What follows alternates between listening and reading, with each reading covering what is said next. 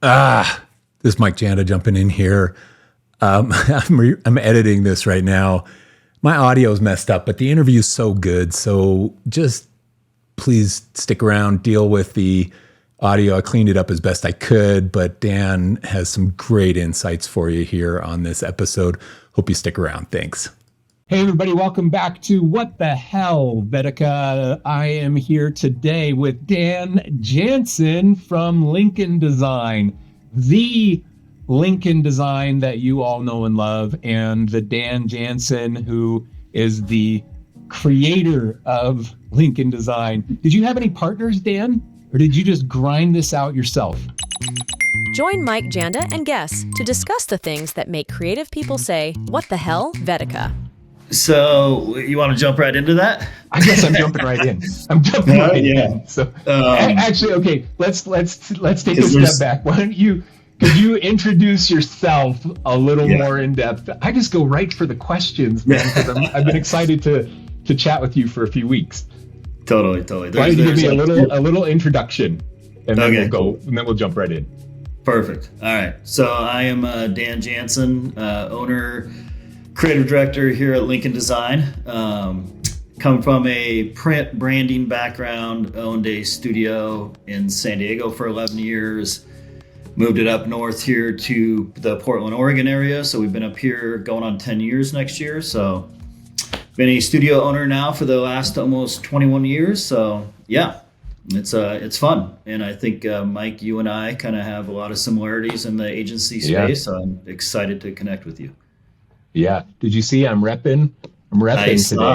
I love that. Repping the swag. I got the Lincoln hat on for those of you that are just listening to this edition of the podcast, but I'm repping the Lincoln swag because you have the best swag in all the swag. Like Draplin has some cool swag too. I don't know him personally, but he's got some cool swag too. And then that's like the end of the list. That's the end of the list of people vying for the top spot in the swag world. It's you and Aaron Draplin.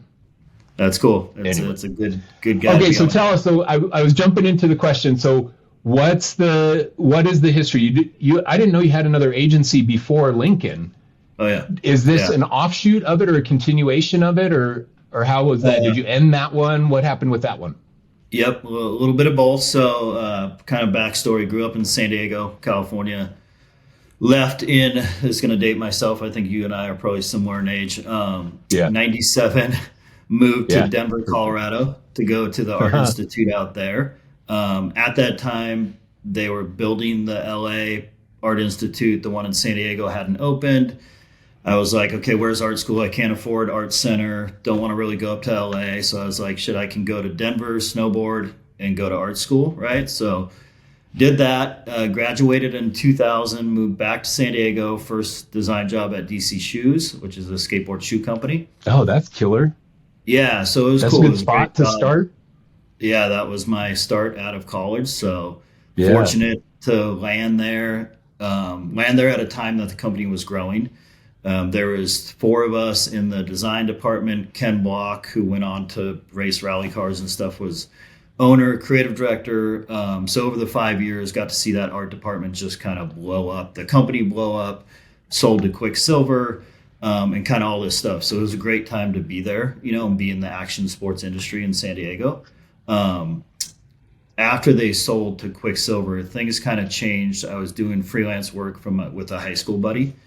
He went to college for web design, multimedia. I kind of went for print and brand design. So we kind of had these two things, and we were always talking about, hey, we should start an agency. You could run the web side, I'll run the print and branding side, this and that. So it was a perfect time that DC was kind of getting a little weird. So I quit, he had left his job, went full-time with the agency. This was back in 2005. So ran that agency out of San Diego for 11 years. We were 50-50 partners. As it got towards the end in like 2012, 13, like it just wasn't 50-50 workload and things. Yeah. The agency kind of went in the brand and print direction. We were doing a lot of skateboard graphics, motocross gear, branding projects, style guides, things like that. and we weren't doing a lot of web work. So it just wasn't working out. Some of the employees were noticing that I was doing more work than he was, and this and that. Mm-hmm. So basically it kind of came to a head in 2014 that we're like, hey, let's shut this thing down, go our separate ways. So did that, moved the studio up to Portland, brought 3 of my employees with me, and then one of our old employees moved back out from France. So yeah, it was good. And we moved up here because we were coming up for Nike. Nike was one of our clients. We had made a couple trips up to the Northwest. Okay. I really like the area. There's a ton of, it's like a weird thing where there's a ton of agencies and things, because there is like Adidas, like US headquarters, and Nike, Under Armour has their shoe designers here. Yeah. There's a lot of big companies, right? So there's a lot of small and mid-size agencies in the area. So it was cool. So we moved it up here, 2015, changed the name to Lincoln, and kind of hit the ground running from there. So, where did Lincoln name come from? Be like a big Lincoln, Abraham Lincoln fan or something? What's the story? No, I always get asked that, and then it's not the coolest story. But I have 3 boys. I grew up in San Diego. There's a kid in our neighborhood named Lincoln, and I always thought it was the You have 3 boys? Yeah. Do you have any daughters? Nope. Dude, I have 3 boys, no daughters. Really? Yeah. Yeah. Yep. 3 boys, no daughters. 20, 19, and 13. So. Dude, I have 26, 23, and 13. That's what I have. I knew we had some living parallel lives all this time. We had no idea. Right. Yep. Yeah. That's wild. Yeah. Yeah. So with the 3 boys and the kid in the neighborhood growing up, and I was like, that's such a cool name.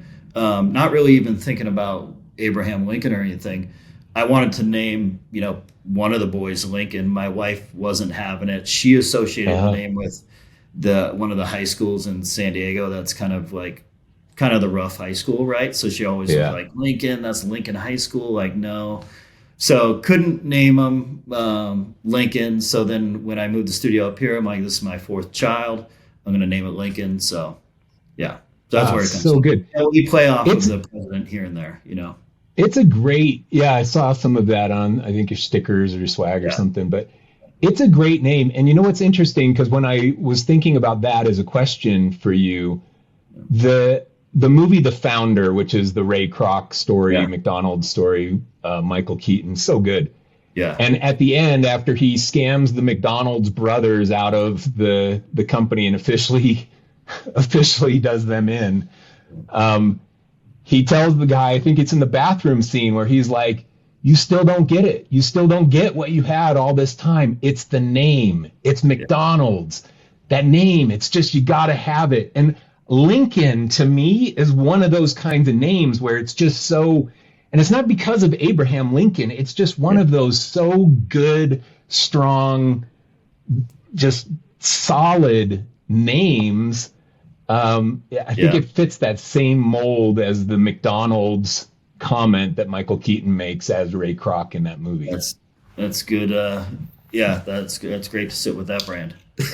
Yeah, I was a little worried. It's good. It worked for them. It's not like you see other companies like Adidas and Nike, who you already mentioned, and they had to really define what that name even meant.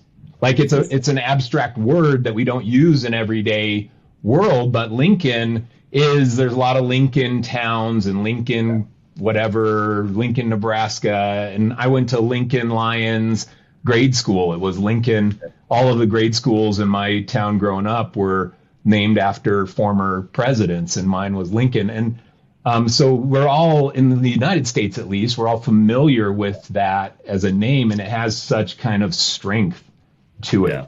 Anyway, I was concerned. So kudos on the name choice. Yeah, thank you. I was a little concerned in the beginning. I'm like, it's so, like you mentioned, it's used, it's pretty general. So we named it that, and then I was going back and forth on, can I trademark this? So ended up getting trademark as far as like advertising, brand agency, and then was able to get the trademark on apparel as well. But it went back and forth with Ford Motor Company because they own Lincoln cars, Lincoln, right? And so basically agreed that we would never sell apparel with any kind of reference to like automotive or in the automotive industry, right? I'm like, that's totally fine. Don't want to mess around in that industry, but we want the trademark on apparel in all of this area. So we have a company agreement, and so it's all good now. But yeah. Okay, so I saw on your swag as Dan sent me a big box of like so many hats. It's so epic, and I wear hats all the time. And then the stickers too, because I got my walls full of stickers. So I loved all of it. And your books, I mean, I made the video that you saw, obviously, and the books are so freaking good. There's so much good work.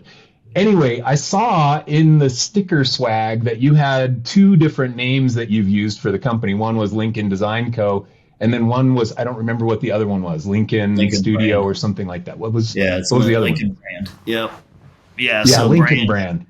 Yeah, and that's so like Lincoln Brand is the apparel side of it, and the merch outside of the books. It's so we can have fun with like the trademark on apparel is through Lincoln Brand, so we can have fun with it, and don't have to like tie it back to design and art and things. Yeah. Like we go wild. So. I see. Okay, so they're both still in use. Oh yeah. Yeah. Okay, so we were going to talk about this later, but I want to dig into it now. What's the deal with the merch? Because I never did that, and I regret not going all merchy on my agency. When did that start? Let's just start there, but I have multiple questions relating to that. And if you haven't, I'm going to put some of that over the overlay on the video version of this episode so that people can see your merch, because it's so good. But where did that spark come from? So it was kind of like a natural kind of progression. When we moved up here, my concern was like, we have all these clients, I have these relationships, from the 11 years with the old studio. I'm like, okay, I need to educate these people that it's the basically the same crew, same quality of design, just under a different name. So we made a poster. I don't think I have it here, but it had made a poster, came up with a bunch of different marks for Lincoln. We're like, we don't want to really land on one final mark. Let's just see what a bunch of different Lincoln marks and different ideas looks like, right? Made a poster, made a book, some patches, sent it out to clients. And we started to get, I'll never forget, and I think I have the deck, but we got a deck from Nike to start this big apparel project. And in the beginning of the deck, there was mood boards, and one of the big pieces was our poster. And it was basically like, we want this style and look applied to the apparel. And I'm like, shit, okay, that's rad. Like, these people are stoked on that poster and everything, and all the brand marks on it. So then it just kind of evolved from there. Dustin, who's my top guy here, creative director and everything, him and I had started a company called Revere that we were making patches and little things. So as we were making those patches, I was making Lincoln ones, sending them out to clients, and it kind of just had its own traction, and people were posting them and different things. So then it was like, hey, let's make more. And then we started going to design conferences, and it was like, and we were asked to like, set up a merch table. It was like, okay, cool. Well, now we need to make more merch for the merch table, and it just kind of snowballed. I think like if you look at Draplin, like the amount of hats and patches that dude has, like it's grown, right? Because like he'll go to new events and he's adding new merch and still keeping the old inventory. And so it's just kind of snowballed into like, now having a bunch of hats and patches. And then the books for me, ever since the very first studio, I've always been big on like, I've always wanted something more than just the website as far as promoting the company. I always want to send something to a client or a prospective client or whoever it is, get something in their hands. I've had multiple times where I get a call and I say, hey, how'd you hear about us? And they're like, you sent me a book 10 years ago. It's on my bookshelf on my desk. This project popped up and I thought, oh, shoot, they would probably be perfect for it. So it's always been my thing. Like if you do a book or you do merch and it's done well enough, people won't throw it away, right? So that was kind of always the idea. It wasn't ever to like, hey, let's start Lincoln as a brand and advertising agency and then do a bunch of merch on the side. Like it just kind of ramped up to that. So what's your structure around continuing that going? Do you have like everybody each week is doing a merchy logo of some kind. Oh, by the way, you mentioned Quicksilver, and Quicksilver is one of my.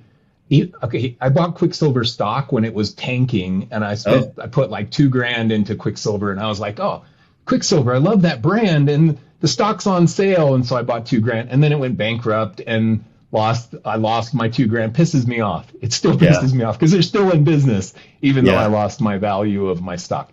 But their brand, I'd never stopped loving because they were one of the brands that had that logo portfolio. Like it wasn't just, here's the one Quicksilver brand. They do have the one that's kind of the bold with the red that is kind of the core logo, but they have so many other versions of the logo. And I love that you've done that with your brand. Where did that kind of inspiration come from? Was it from brands like Quicksilver that had done that, or was it just because you have like ADHD design syndrome?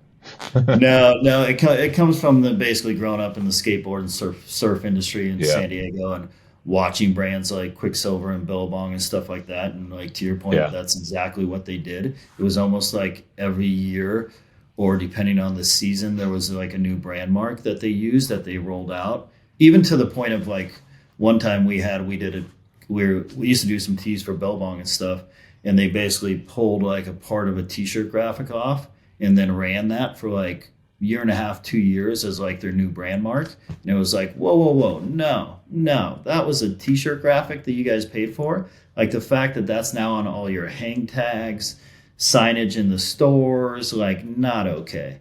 So growing up, it was noticing all that and seeing, that these companies weren't sticking exactly to one icon, one word mark. They were changing it up every year. So I always like that. How do they do it, man? I mean, you're a designer, and it's hard enough to brand one mark and get it known enough by the consumer to represent your brand. And they're doing, I mean, it's ballsy for a company to do that, because McDonald's, we know McDonald's banned Golden Arches. We know it. We know Nike swoosh. They've never really even messed with it. Like there's not even big variations of that come out. It's all so prominent. And so they're just brand, and they ram it down your throat, and you become synonymous. But then Quicksilver and stuff, and you're doing it with Lincoln. How can that be successful? I mean, I think when you look at like apparel brands and things, it's so much based on, you're buying you're buying what's, the name and what's behind the brand, but you're actually also buying the art and the creative that they're putting on their apparel and their products and things, right? So for the logo to change and this and that, it has to be fresh every year. You can't just keep putting the Quicksilver Mountain in the middle. Like Nike does it and can get away with it because the silhouette and the quality of the material and everything they're using is so top notch and innovative, right? And it's like that hoodie you buy, you're like, whoa, this thing fits perfect, feels great, and it just has a little swoosh on it. But yeah, I mean, for us, it's like we just have fun with it. It's not like we have a ton of products and we're Apple, we need to have that mark that sits on every single product and it needs to stay consistent. To me, it's like, let's show what we can do for ourselves to our clients outside, and we'll get some work from that. They'll either love it or hate it. And, up until this point, they've loved it. And like I said, we get a lot of reference of like, hey, that new word mark that you guys did, that looks great. Can we do something in that direction or whatever? Yeah. Okay. So one of the things that you do, the skateboard decks, which I know you have, how many do you have? I'm sure you know the number. You don't know? We've done probably over 1,000 different skateboard graphics. Like we have, I'm not in the conference room because the lighting's shitty, but we have a wall in there with a bunch of boards, and then we have stacks. When I moved up the studio up here from San Diego, I sold half. I split it with my business partner because we were 50-50, our stacks and stacks of boards. And then I sold like half of that because they're so heavy to move. So we just have kind of the key ones here. We probably have a couple hundred here. And that's only the key ones? It's crazy. Yeah, the ones that are you still doing skateboard decks now? Like you still printing some new ones here and there? A little bit. Like we're always doing Tony Hawk boards for mass market for Walmart, Target, and kind of what's called Signature Series Tony Hawk. we're always doing those boards. We just wrapped up 6 new boards. Wrapped up some boards for Plan B. It's getting less and less. Like that industry, a lot of those industries with COVID thought like, oh, holy shit, this is great. Everybody's buying a skateboard, and now it's kind of like going downhill, whether it's bikes or skateboards or whatever it is. Everybody that really wasn't into it bought one of them and isn't using it and doesn't need another one. So skateboard industry isn't doing so great. So everybody pulled back. A lot of companies went out of business. And, really? Yeah. Sad. Yeah. And Tony Hawk has slayed it, man. Tony Hawk stayed relevant since he was freaking 14 in the 80s. I know. I mean, he's still such a big name. Yes, My skateboard behind me, that's my very first skateboard. It's Mike McGill with the snake going through its mouth. I got it in like 85 or 6 or something. That's great. I saved my money, man, and rode my bike in the rain to the skate shop when they got it in, because I had been waiting for it. I'd seen it in like magazine, Transworld or whatever magazine. And anyway, I rode my bike in the rain to go and buy it. All I could afford was the deck. And then I couldn't afford the trucks and wheels. So I had to save up more money after that. But I went and rode the bike and got the deck. I still remember it was such a happy moment but anyway, mine was black, and you can't get the black ones anymore, but they still make it in other colors. So I finally was like, dang it. I looked at the black ones on eBay, and they're so crazy expensive, and they're all beat up, and I couldn't. And my brother, I don't know, one of my brothers had to have sold my skateboard for drug money or something. I don't know what happened, but I wish I had my first board. That would be amazing, Yeah. Anyway, so I have some of that interest in my past as well. Okay, do you do Lincoln branded skateboard decks, like just for your own art and design? Yeah, we have I think we've done 6 total now. Yeah. How do people on your team get the honor of designing something that is the Lincoln brand stuff? Because I had a team like you, I have my agency team, and it wasn't like you can have everybody working on that, because you got to get the paying work done. So there are only a few select moments or ways that you could choose to have somebody working on it. What's your process in merch design?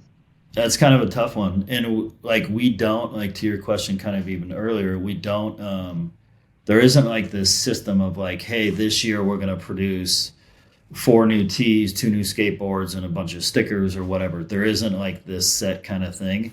I kind of manage and watch it and look at the schedule and go, okay, we're getting slow here. Or Brandon finished up a project early. He's going to be slow for the next couple of days. Hey, let's start working on a new Lincoln tee.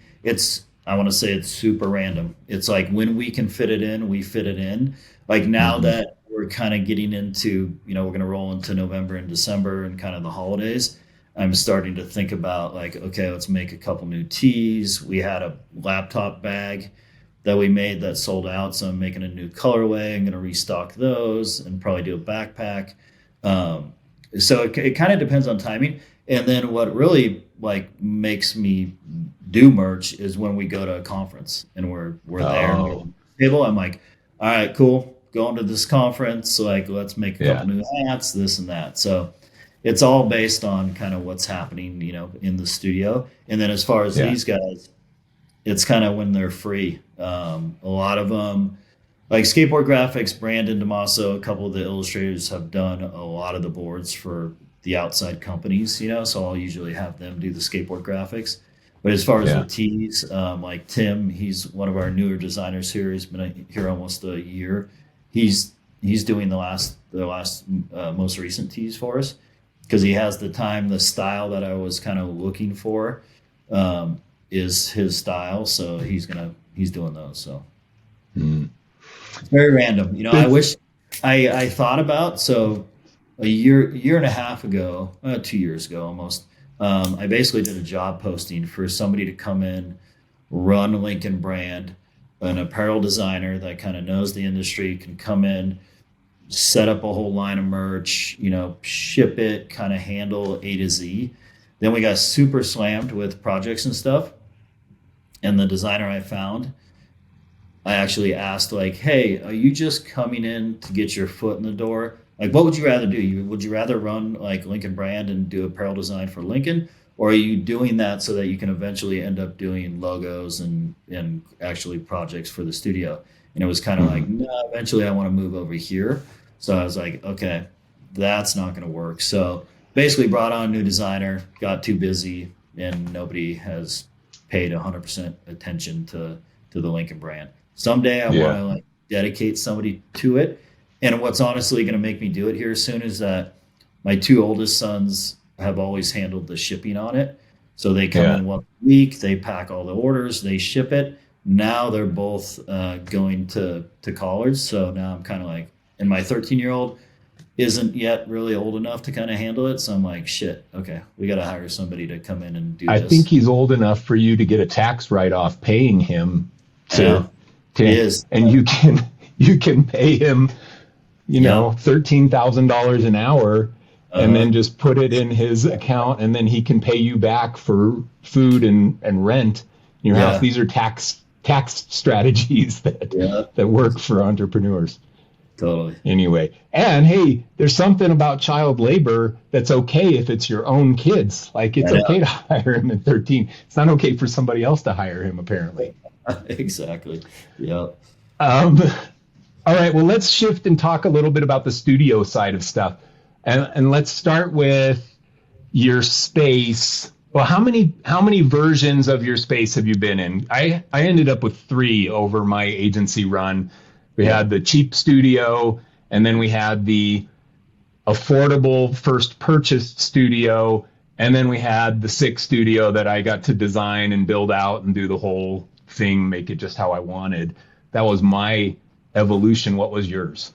Yeah, so the studio in San Diego, we had 2 different spaces, leased them both. When we moved up here, moved over to Portland. I don't know if you've ever been up in this area, but like Portland and Vancouver, Washington kind of butt up, and Columbia River separates them, right? So we moved up here with the idea that, hey, studio is going to be in Portland. When we moved here, my wife was like, hey, that's all great, but we're not living in Oregon. And I'm like, what? And she's like, well, the public school system in Oregon is not the greatest, and it's not. But right across the river in Vancouver, they have an amazing school system. I got 3 boys. I'm not sending anybody to private school. Can't afford that. So we moved across the river. It was about a 40-minute commute every day to the first studio in Portland. It was a cool loft area.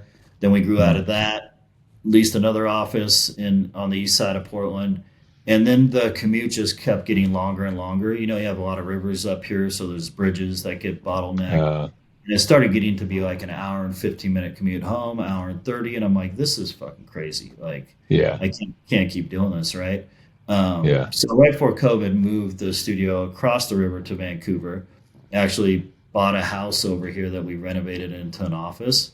So, and that was kind of a quick fix. I knew we weren't staying there. So we moved in there. COVID hit, kind of weathered the storm through COVID, and then moved into this bigger office here. I tried to, after leaving that house, we still have that house. So if you ever want to come up here, that house is like an Airbnb just for clients. Like, it is? That's cool. Yeah, it's like 2 miles from the office here. So like we've had some people from Hot Wheels stay there and Monster Energy. That's awesome. Yeah, so it's like if anybody's in the area, I'm like, oh, you can stay at the house. So so that works out well. But we moved into this new office almost 3 years ago. And getting out of the house, I waited a little too long, and we needed a bigger space, and we needed it soon. So I was looking to buy, couldn't really find anything in the downtown Vancouver area. Because where we're at now is kind of cool. I mean, there's bars, restaurants right outside the door, so it's great when clients stop by. But looking back, could have bought the place we're in now, did not buy it. And so eventually we're going to leave here and buy a place here in the next year or two. So. Okay, so you're leasing the current space? Yep. Yeah. Dude, when you buy it, you got to make it just as cool. How much of the stuff was in place when you bought it? Like, because it's like tailor made for a cool, eccentric agency that vibe. Was the thing. Yeah, no, it was. There's like these glass offices that were here. Other than that, it was a giant empty 5,000 square foot kind of like second floor lot, So, and the problem was it's a building that has 3 floors. And so to buy it, you had to buy the whole building. And like, it was like this crazy bottom floor. And So you signed a longer lease and then they did build out for you? Yeah. So it was a 4-year lease. So we're coming up on that next year. So, yeah. And then you get your whatever TI, tenant improvement allowance or something to make it yours. Yeah. Well, I'm not going to lie. Part of this bums me out because your space is so sick that I was like, I loved it. I love it so much. I told you that in one of my emails. I was like, man, I freaking loved my space so much, but I love your space even more. Okay, well, I'll be excited to see what your next one looks like when you have full reign on that one. That's the thing. I want to buy so we can build it how we want or renovate it and then stay there for the next 20, 30 years, so. Yeah. Okay, so let's talk that. How long is it for you? 20, 30 years? Are you love it so much you're going to keep going? Because a lot of agency owners at your era I was there at 13 years and at 15, 16 years, you see they merge, they partner, they wind it down. Like there's a certain level where it's just like, oh, I can't do this anymore. And then they change something. And for me, that was one of my moments of when I sold my agency. It was like, okay, I'm done shouldering this myself. I can't do another 20 years of this. That wasn't my vision. But what's yours? You just mentioned 20 or 30 years. Are you thinking doing it that long? I am. I mean, I can't imagine working for anybody else at this point, I still enjoy the work, the industry. It changes so much, and I just don't see myself doing anything, I'm obviously getting older, so like I definitely would not be doing this 30 years from now. I'd be fucking crazy old. So I mean, I'm 49, so I don't plan on doing this till I'm 80, right? But I do see like 15 more years of doing it, and I'm on kind of a mission to grow it and set up something that the team has stability to stay here as well for another 15, 20 years. So there's no plan. I'm not slowing down. I'm ready to go. So that's awesome. And the burden, the emotional burden hasn't gotten so much where you're just like, I can't take it anymore. I know that everybody has moments like that, but as a constant, you've been able to shoulder it. I have, and it's like my family and kids have grown up with like, this is kind of all they know, and I've said like, we get a lot of younger designers and freelancers and whatever that are like, oh, I want to, start an agency and, maybe be like Lincoln or whatever. And I've always kind of been like, I think it's like, I think you would say it's for a select few to actually own the studio and run it for years and years. It is so much of this, so much of this up and down. You win clients, you lose clients. Like just over the last 2 months, like we had a couple of huge projects that were stopped because of layoffs and this and that. And it's like, fuck, like we were cruising, like doing great and like invoices approved. And we're just about to get the files and start this thing. And nope, just laid a bunch of people off. I'm going to wait till 2025, But then at the same time, we get a call and we get a new client that stepped up and stepped in. So it's such an up and down thing. I just feel like emotionally I'm ready. It's been long enough now that it doesn't faze me too much. It comes and goes, and I feel like I'm ready for all those situations. But I don't plan on slowing down. My mission is to grow this thing and create something bigger and better for Lincoln and the team here. So that's awesome. Describe bigger and better. Is it a head count? Is it a studio style? Is it brand recognition for Lincoln? What's the bigger and better vision? Yeah, so I've always had, and I've talked to, and I know quite a few agency owners, and there is a head count that equals revenue in a way, you can definitely put numbers that I've tested with a ton of different companies, and like, well, let's talk about that, because I got a couple comments on that, and I tell people that because I saw it in my business. When I was a solo freelancer in the very start, 100% of the revenue, I did not make more money until I had 5 employees. So employee like 1 through 4, I was making the same amount of money as I might as well have just been myself. Yep. But at employee 5, all of a sudden I like doubled my profit, doubled my personal gain from the business, because you put in this foundation. And then it was the same thing from like 5 to 10.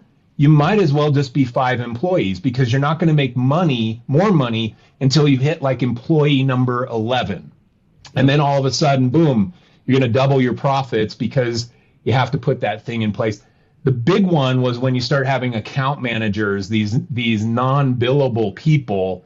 You have to hire a whole bunch of non-billable people to put in the foundation to be able to hire a whole nother team of designers that operate under an account manager who's managing the project details. So another milestone is kind of like that 16, 17, 18 person team. I made double the profit I was making when I had like 12 employees. Yeah. So there's those kind of milestones. And you mentioned some of that in what you were saying, like there's these numbers. Where have you seen the headcount yields more profit numbers for you? Yeah, I mean, I think it's similar to what you said. Like when we moved the studio up from studio in San Diego, we had at the height, I think 10 or 11. And then when we moved up, it was 5 of us, basically, that kind of hit the ground running up here in Portland. Now it's 15. There is this like 10, like there's a good spot at like 10 to 15. Like we're at 15 now. Yeah. It's a good spot. I waited, I think, too long to bring on a project manager. Like first project manager was Brandon, who's here now. Brandon Kays is freaking amazing. He'll be here, I think, 2 years coming up.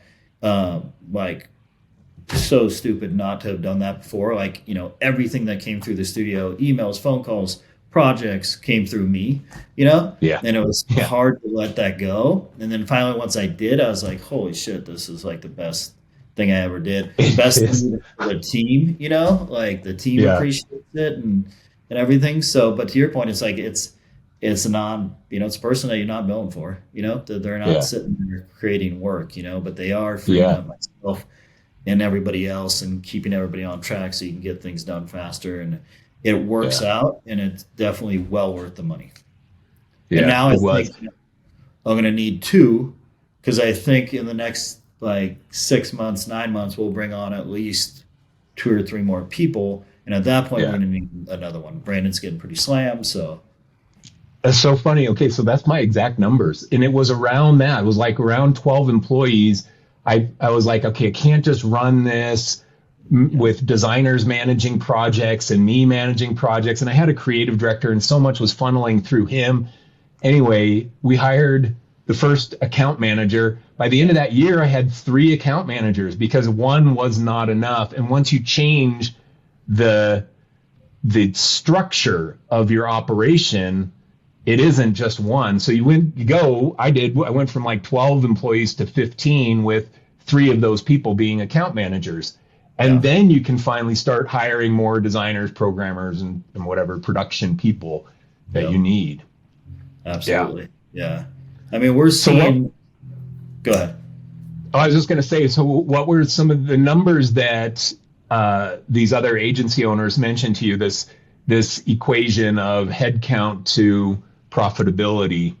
I've just talked to a lot of them that are like, you get to 20 and it's kind of like a sweet spot to go from like 20 to 40 or 30 or 50, like becomes a big jump, a big leap, right? Yeah. You got to be doing, pretty big numbers, but at the same time, then as far as managing the people, it gets, way crazier, and you need to have more people. Yeah. involved that are non-billable, hours and things. So yeah, like a third of your team becomes like non-billable people. Absolutely. Yeah. I had that. So I was 20. We were 20 people when I sold, and then the agency I sold to had 50. So we, like overnight, we're a 70-person team. And I saw it. I had minority ownership in the agency we sold to as part of my buyout. And then we had 4 partners. So I was one of the minority partners, and then there were 2 majority partners. That was the structure. But I knew all the numbers of everything going in. We'd have our partner meetings, and you're spending 350, 400 grand a month to churn a business with 70 employees, which means you're not making any profit until you're like doing over 5 million in revenue. And 5 million in revenue is a lot of freaking websites that you're cranking out for people. I mean, it's so much work. Much work. Yeah. And that's where I've told some of these younger designers, like, just because you have 10 employees or 15 or 20 doesn't mean that the profit's going to be much higher. It's this balance and kind of struggle, so. Yeah. That's my phrasing of it is like, if you're going to be 5 employees, you might as well just be you. If you're going to be 12 employees, you might as well just be 5 because your profit dollar take home is going to be the same. But you'd never get to the 20-person team with $800,000 of profit in the year if you don't hire through those thresholds that don't yield more profit. Yeah. I think there's a sweet spot for a lot of people that are probably listening to this and they're just them freelancing. There's a sweet spot in you plus like 2 contractor sidekicks. I was going to say that. Are 3. Yep. Everything's there's a sweet, and that's a nice little business for a lot of creative entrepreneurs that don't want to go and do the studio space and do the whole build your merch and do all the stuff of this. You just want to be able to crank out some nice looking work and bill clients and make far above average income. That you plus 2 contractors is a really nice little thing, or you and 1 full-time employee and a contractor or 2 that are there for overflow. That's also a nice little business. Yeah.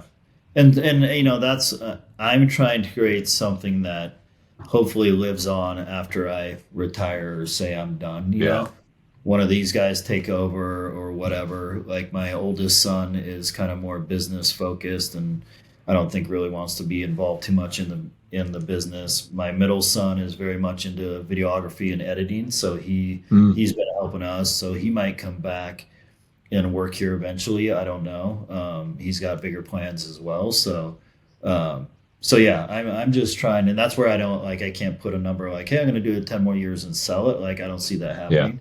I would rather do it 15 more years. Kind of retire and have somebody come check in on it and have somebody else run it, so to me it's good. I feel like I want to create something that's bigger than me, something that I don't have to be here every single day, and now that we're 15 people, I've things are set up good where to me now, like a win is landing a new client or keeping a current client happy and bringing on new projects and growing that client.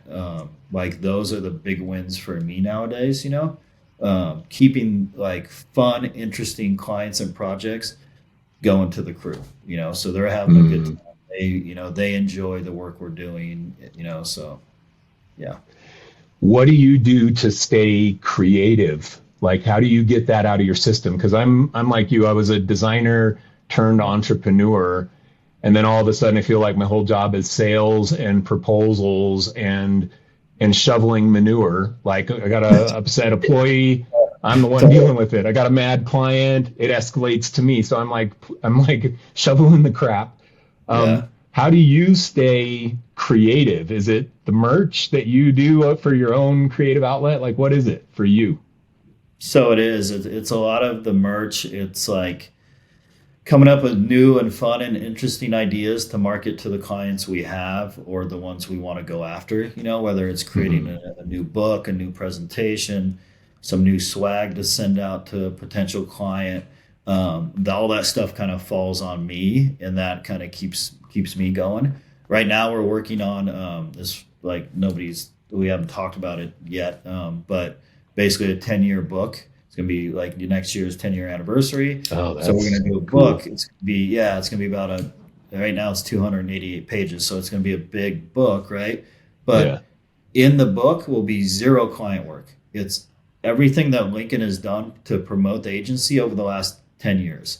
So there's like a chapter on all the retreats we've done, what those looked like, how we set them up, the branding for them. There's a chapter on apparel, a chapter on accessories and other merch and all this stuff. So our conference, we put on a chapter on that. So we have enough content, and we've done enough that even some people haven't seen, that we're going to fill this book with like stories of the agency, how it got to where it is, like wins and losses, but no client work, just Lincoln stuff. So it should be cool.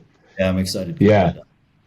Then no copyright infringement to worry about. It's all just your stuff. So you can publish it all you want.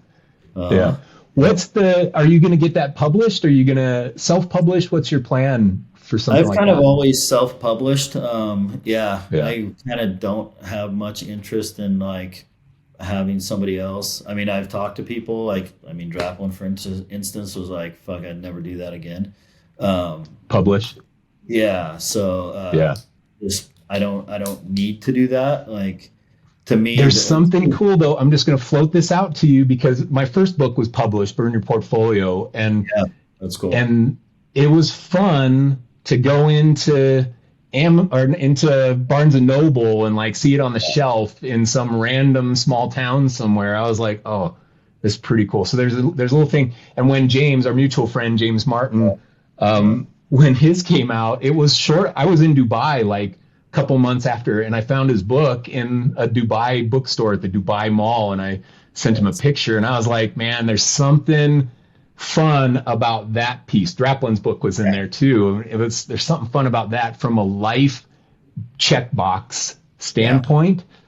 Cool. And the book you're describing, there's something really like that's a publishable book, the behind the scenes agency growth thing for an agency like yours that has such cool art to show. There's something fun about it. You don't make as much money, but no, right. Exactly. And it's not about, making a ton of money off the books. It's, I can't say we wouldn't do it, but it's just, the speed I want to kind of do to get it done and out there. Like, I don't think we're going to first self-publish it.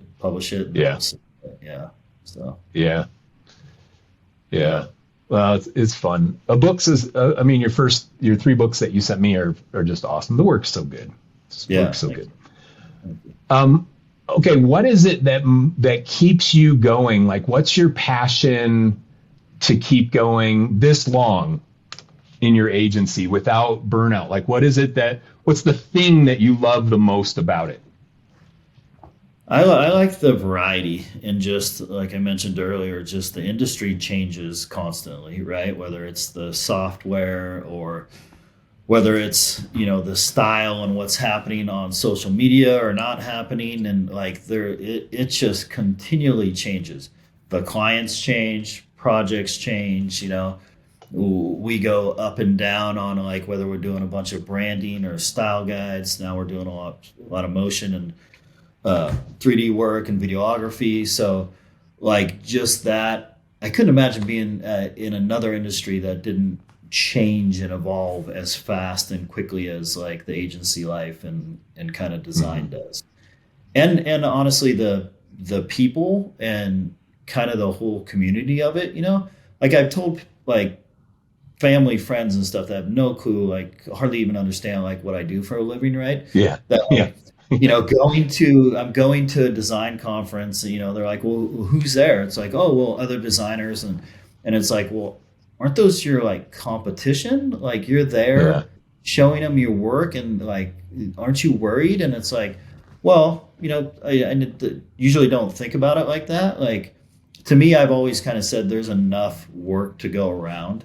And I think it's a cool industry where you get a lot of people together that do the exact same thing that you could say are competitors, going for the same job, same clients, all in the same room. And I don't think there's any other industry like that. So I just like the variety of it. And until it starts getting stale and boring, I'll keep doing it. So.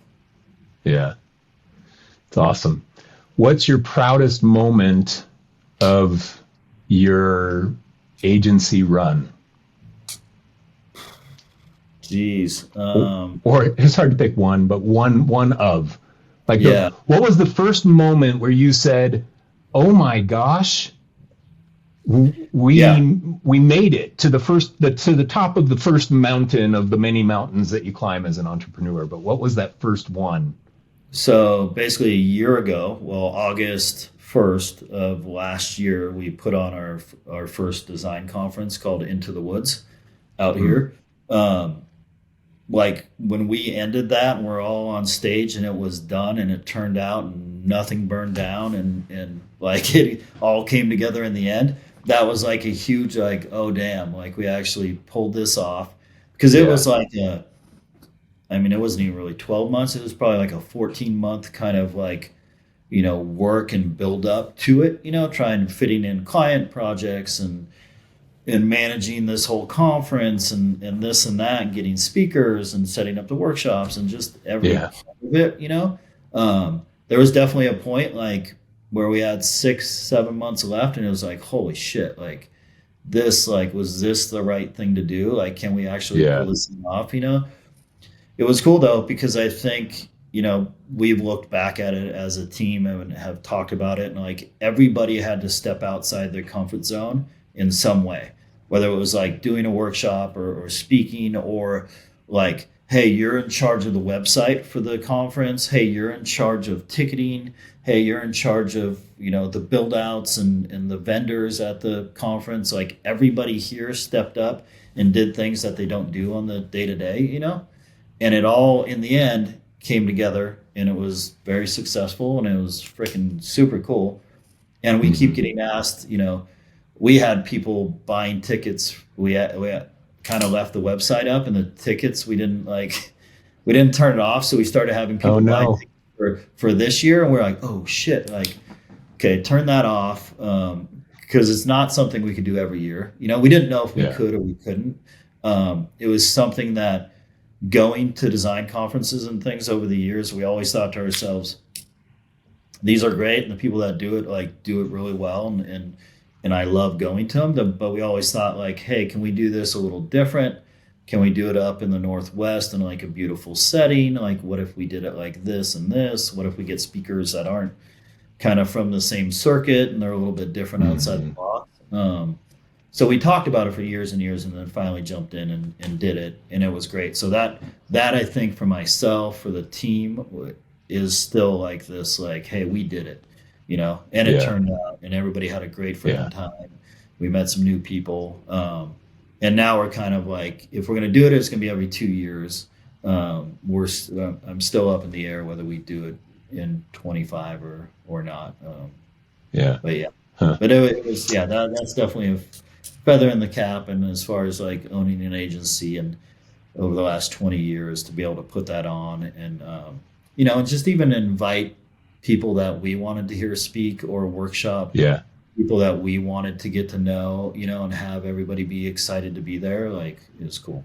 So what's your level of imposter syndrome on stuff like that? Because for me, I've built an audience and I ran my agency and all that stuff. And I still get to the, what if I like make some conference and nobody even comes? Do you ever have those kinds of imposter syndrome moments?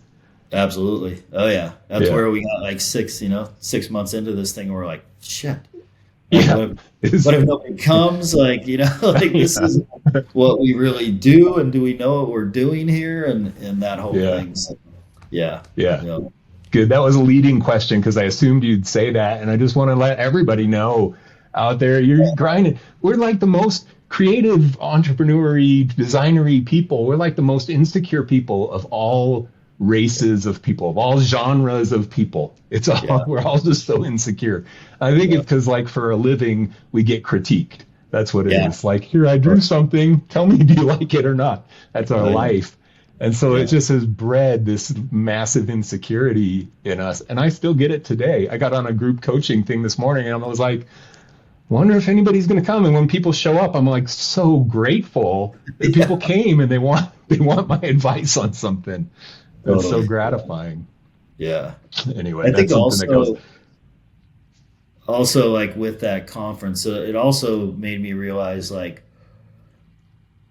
kind of like, what can we do or what should we be doing as a studio? Because there was a point as we were doing the conference, we were going to film some of the workshops, and then after the conference was over, we were going to start looking at, and this actually kind of started even before the conference, of basically like doing educational classes online to sell, right? That's definitely something that came across our desk and radar. We actually filmed one, and kind of had a whole kind of modular thing set up, and after filming the one, we're like, I was kind of like, fuck this. No, not doing it. There is so much work involved in this. And so basically like 2 years ago, I'm like, we're not doing this. It's too much. It's not what we do. These guys don't enjoy that, you know. I can't say that I do either. So we're like, okay, we're not doing that. And looking back now, I'm like, that's one of the best decisions I've ever made, because I do think, like you, James, Chris Doe, I think to do it right, you have to go all in, and that's what you're doing, right? You know, like you've transitioned into this, and this is the stage of your career that's what you're doing.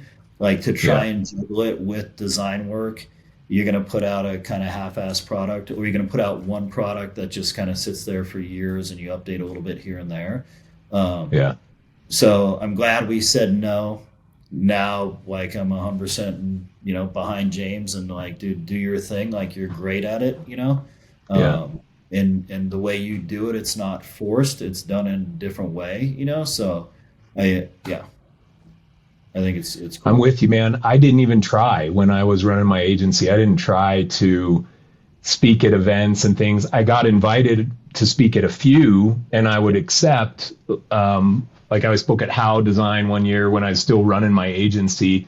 I spoke there a year after I was done running my agency as well. But I didn't try and drum any of that stuff up. I did write my first book, but my first book I wrote over 7 years. Like, it was like writing it on airplanes and vacations and stuff. When my family's asleep, I would be writing chapters for my book.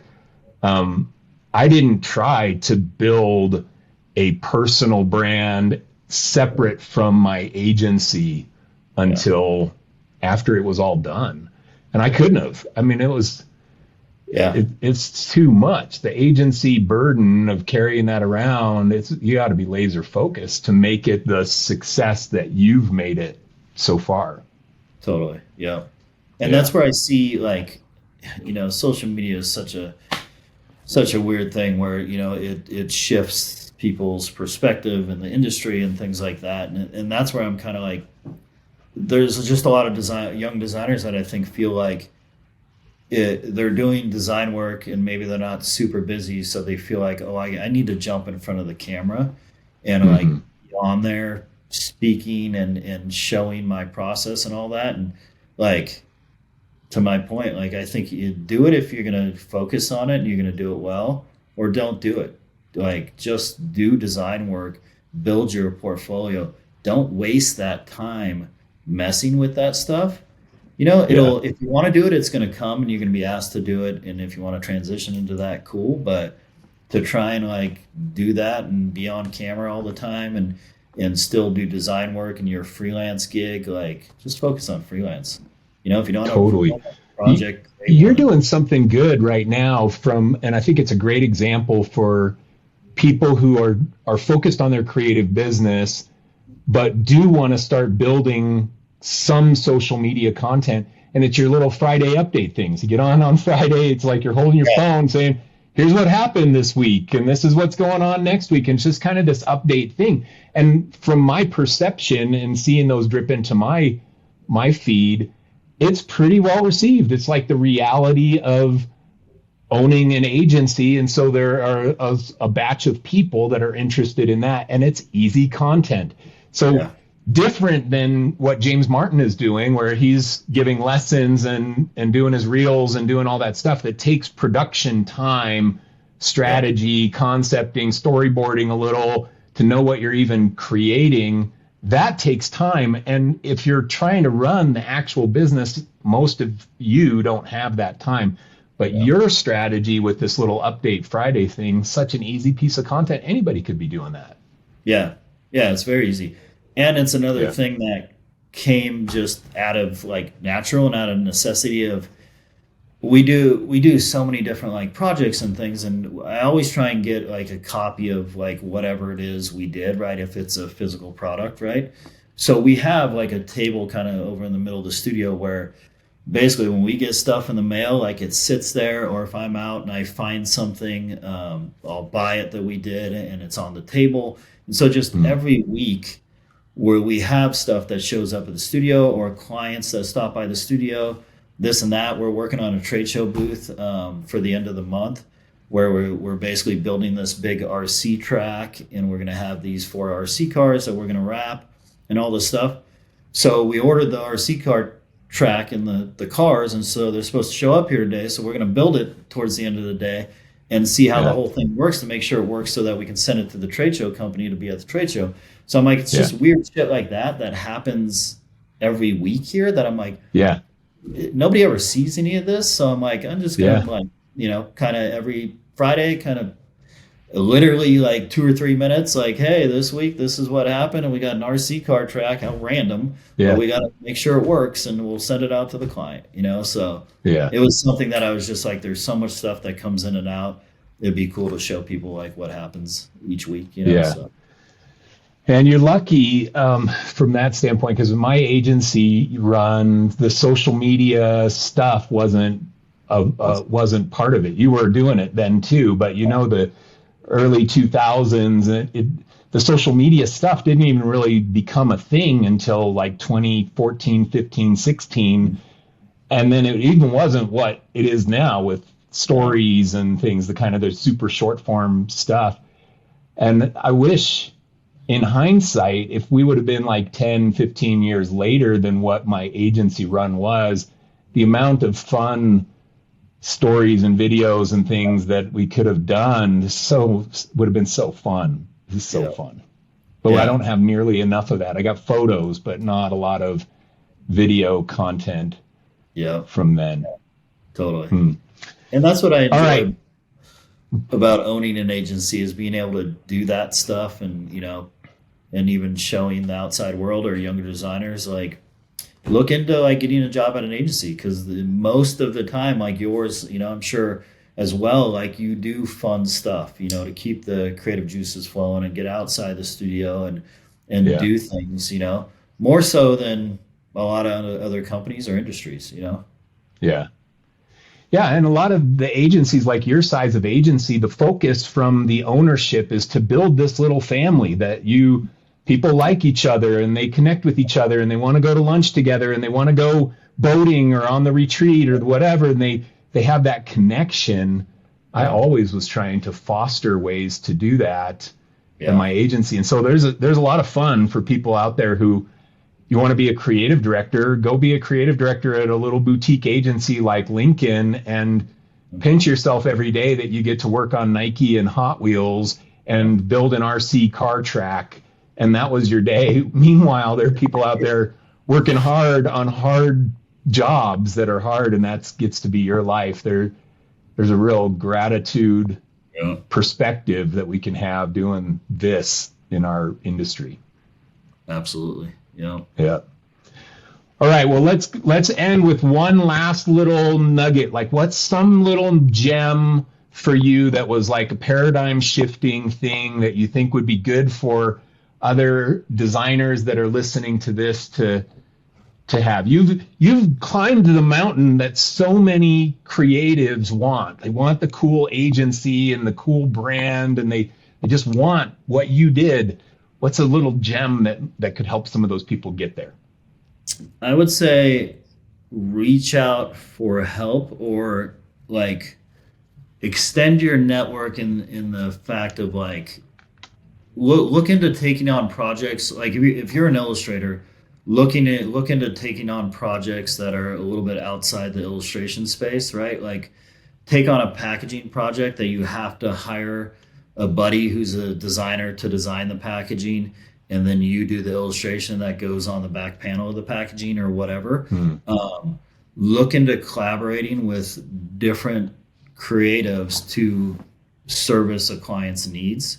So it broadens your kind of what you can offer. Like there are illustrators and designers that have their style and their niche and they're doing just that, right?